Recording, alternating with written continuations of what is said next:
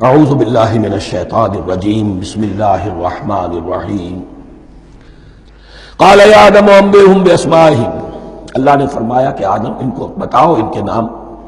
فلما انباہم باسمائہم، تو جب انہوں نے بتا دیے ان کو فرشتوں کو ان کے نام، قال الم اقل لکم انی اعلم غیب السماوات والارض، تو اللہ نے فرمایا کہ میں نے کہا نہیں تھا کہ میں جانتا ہوں آسمانوں اور زمین کی تمام غائب چیزوں کو جو تمہاری نگاہوں سے بھی اوجھل ہے، غیب. میں ہر شے کا جاننے والا ہوں. عالم ما تبدون وما کنتم تکتمون، اور میں جانتا ہوں جو کوئی تم ظاہر کر رہے تھے، جو کوئی تم چھپا رہے تھے. چھپانے میں محسوس ہوتا ہے کہ ان کی خواہش یہ تھی کہ خلافت ہمیں ملے. ہم خدام ادب ہیں، ہر وقت تسبیح و تحمید اور تقدیس میں مصروف ہیں، جو حکم ملتا ہے بجا لاتے ہیں. تو یہ خلافت کسی اور مخلوق کو کیوں ملے؟ یہاں صرف یہ اور بتا دوں کہ یہ چونکہ اب ایک تیسری مخلوق کا ذکر بھی بعد میں آئے گا. 3 صاحب تشخص مخلوقات ہیں اللہ کی، صاحب تشخص، صاحب شعور، جن میں میں کا شعور ہے. انا، میں. ایک ملائکہ ہے، ان کی تخلیق نور سے ہوئی ہے. ایک انسان ہے جن کی تخلیق گارے سے ہوئی ہے. ایک جنات ہیں جن کی تخلیق آگ سے ہوئی ہے.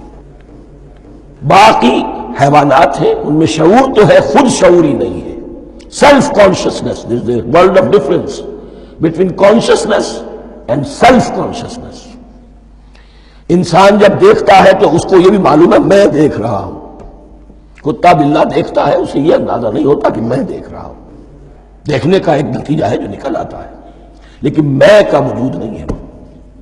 یہ انا، سیلف، ایگو، یہ انسان میں ہے، جنات میں ہے، شعور میں، اور فرشتوں میں ہے. ایک نوری مخلوق، ایک ناری مخلوق، ایک زمین کے اس کرسٹ میں یہ جو مٹی اور گارے، مٹی کا اور پانی کا جو مغلوبہ ہے گارے کی شکل میں، اس سے بنا ہے. قال یا آدم انبئہم باسمائہم فلما انباہم باسمائہم قال الم اقل لکم انی اعلم غیب السماوات والارض واعلم ما تبدون وما کنتم تکتمون وَإِذْ قُلْنَا لِلْمَلَائِكَةِ اسْجُدُوا لِآدَمَ فَسَجَدُوا إِلَّا إِبْلِيسَ. اور یاد کرو جب کہ ہم نے کہا فرشتوں سے سجدہ کرو سب کے سب آدم کو، جھک جاؤ آدم کے سامنے. فسجدوا، ان سب نے سجدہ کیا، الا ابلیس، سوائے ابلیس کے. پہلی بات تو یہ سمجھیے کہ تمام ملائکہ کے سجدے کی ضرورت کیا تھی؟ کیا یہ صرف تعظیماً تھا؟ اور تعظیماً اگر تھا تو کیا آدم خاکی کی تعظیم تھی یا کسی اور شے کی تعظیم تھی؟ مکی صورتوں میں یہ بات 2 جگہ واضح کی گئی ہے. فَإِذَا سَوَّيْتُهُ وَنَفَخْتُ فِيهِ مِن رُوحِي فَقَعُوا لَهُ سَاجِدِينَ. جب میں اس آدم کی تخلیق مکمل کر لوں اور اس میں اپنی روح میں سے پھونک دوں، تب گر پڑنا اس کے سامنے سجدے میں. تعظیم اگر ہے تو آدم خاکی کی نہیں ہے، اس کے اندر جو ڈیوائن ایلیمنٹ ہے، جو ڈیوائن سپارک ہے، جو روح ربانی ہے، میری روح، اس کی ہے. اور نمبر 2، اس کی حکمت کیا ہے، علت کیا ہے، غرض و غایت کیا ہے؟ جیسا کہ میں نے عرض کیا، اس کائنات کی اس حکومت کے کارندے تو وہ ہیں. خلیفہ بنایا جا رہا انسان کو، جب تک یہ ساری سول سروس اس کے تابع نہ ہو خلافت کیسے کرے گا؟ دیکھیے میں جانا چاہتا ہوں، چوری کرنے کے لیے جانا چاہتا ہوں، راستے میں کتنے فیکٹرز ہوں گے، کتنے فزیکل فینومینا ہوں گے. میں چلنا چاہتا ہوں، میں زمین کو دھکیلتا ہوں، زمین مجھے دھکیلتی ہے، زمین مجھے نہ دھکیلے تو میں کیسے چلوں گا؟ یہ پوری کائنات جو ہے، یہ جب ہم کو ارادہ کرتے ہیں اور کوئی فعل کرتے ہیں تو اس فعل کے پورے ہونے میں، اس کے ظہور میں نہ معلوم کون کون سے ایلیمنٹس ہیں، کون کون سی فورسز آف دی نیچر ہیں جو ہمارے ساتھ موافقت کرتی ہے تو ہم وہ کام کر سکتے ہیں. اور ان سب پر فرشتے مامور ہیں، ہر ایک کی اپنی ڈومین ہے. اگر وہ تابع نہ ہوں تو خلافت کی کوئی معنی نہیں. خلافت دی گئی ہے، یہ ادھر جانا چاہتا ہے جانے دو، یہ نماز کے لیے مسجد میں جانا چاہتا ہے جانے دو، یہ چوری کے لیے نکلا ہے نکلنے دو، اس لیے کہ اس کو جو اختیار دیا گیا ہے اس کے اختیار کے استعمال میں یہ تمام جو قوتیں ہیں وہ اس کے ساتھ موافقت کرتی ہیں، تب اس کا کوئی ارادہ وہ اچھا ہو یا برا وہ پایہ تکمیل کو پہنچ سکتا ہے۔ یہ گویا کہ سبارڈینیشن اس کے لیے سمبل کہ تمام فرشتوں کو جھکا دیا گیا۔ البتہ اس آیت میں ایک مغالطہ پیدا ہوتا ہے، الا ابلیس، سوائے ابلیس کے۔ مغالطہ یہ پیدا ہوتا ہے کہ شاید وہ بھی فرشتہ تھا، اس لیے کہ حکم تو فرشتوں کو دیا گیا تھا۔ پھر نوٹ کیجئے اس سے پہلے، بہت پہلے سورہ کہف نازل ہو چکی ہے، اور سورہ کہف میں فرما دیا گیا ہے کان من الجن ففسق عن امر ربی، وہ جن تھا پس اس نے سرکشی کی اپنے رب کے حکم سے۔ فرشتے کی شان یہ نہیں ہے، وہ اللہ کے کسی حکم کی سرتابی نہیں کرتا۔ لا یعصون اللہ ما امرہم ویفعلون ما یؤمرون، وہ اللہ کے کسی حکم کی نافرمانی نہیں کرتے اور جو حکم ملتا ہے بجا لاتے۔ یہ جنات کے اندر اختیار تھا، جیسے اختیار انسانوں کو دیا گیا ہے۔ جنات میں نیک بھی ہے، بد بھی ہے، اعلیٰ بھی ہے، ادنا بھی ہے، جیسے انسانوں میں۔ لیکن یہ عزازیل جو جن تھا، علم اور عبادت دونوں کے اعتبار سے بہت بلند ہو گیا تھا، اور یہ فرشتوں کا یوں سمجھیے کہ ہم نشین، فرشتوں کے ساتھ اس طور سے شامل، جیسے بہت سے انسان بھی اگر اپنی بندگی میں، زہد میں، عبادت میں، نیکی میں ترقی کرے تو ان کا ملائے اعلیٰ کے ساتھ، عالم ارواح کے ساتھ، عالم ملائکہ کے ساتھ ایک رابطہ قائم ہوتا ہے۔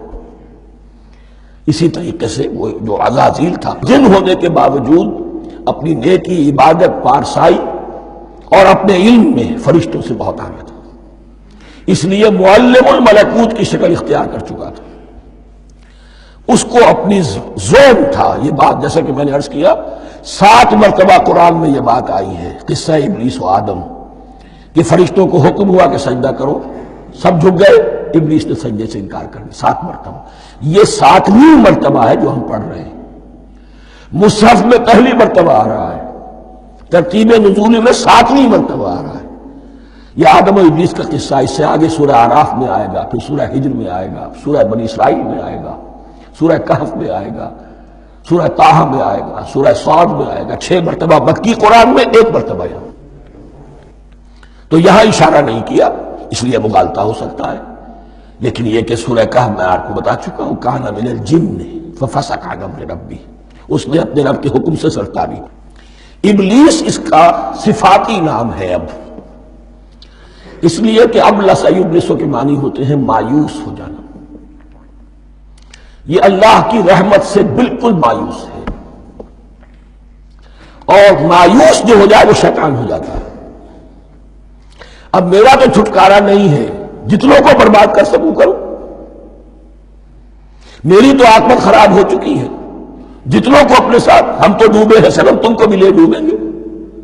اب وہ شیطان اس معنی میں کہ انسان کی عداوت اس کی گھٹی میں پڑ گئی، اس نے اللہ سے پھر اجازت بھی لی کہ مجھے مہلت دے دے یوم یبعثون، قیامت تک کے دن کے لیے، تو میں ثابت کر دوں گا کہ یہ آدم اس رتبے کا حقدار نہ تھا، مستحق نہ تھا جو اسے دیا گیا۔ انا خیر منہ، میں اس سے بہتر ہوں۔ خلقتنی من نار وخلقتہ من طین، تو نے مجھے آگ سے بنایا، اسے گارے سے بنایا۔ لیکن یہ تکبر ہے در حقیقت کہ جس نے اسے راندہ درگاہ حق کر دیا۔ وَإِذْ قُلْنَا لِلْمَلَائِكَةِ اسْجُدُوا لِآدَمَ فَسَجَدُوا إِلَّا إِبْلِيسَ أَبَىٰ وَاسْتَكْبَرَ، ابا اس نے انکار کیا، واستكبر اور تکبر کیا، استکبار کیا۔ وَكَانَ مِنَ الْكَافِرِينَ، کانا عربی زبان میں 2 طرح کا ہوتا ہے، تامہ، ناقصہ۔ ایک معنی یہ ہو سکتے ہیں کہ ہو گیا، اب اپنے اس استکبار اور انکار کی وجہ سے کانا من الکافرین، وہ کافروں میں سے ہو گیا۔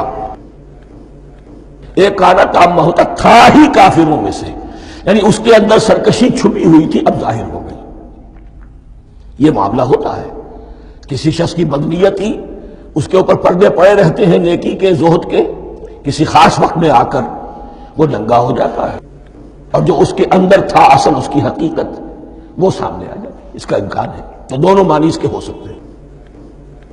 صدق اللہ العظیم۔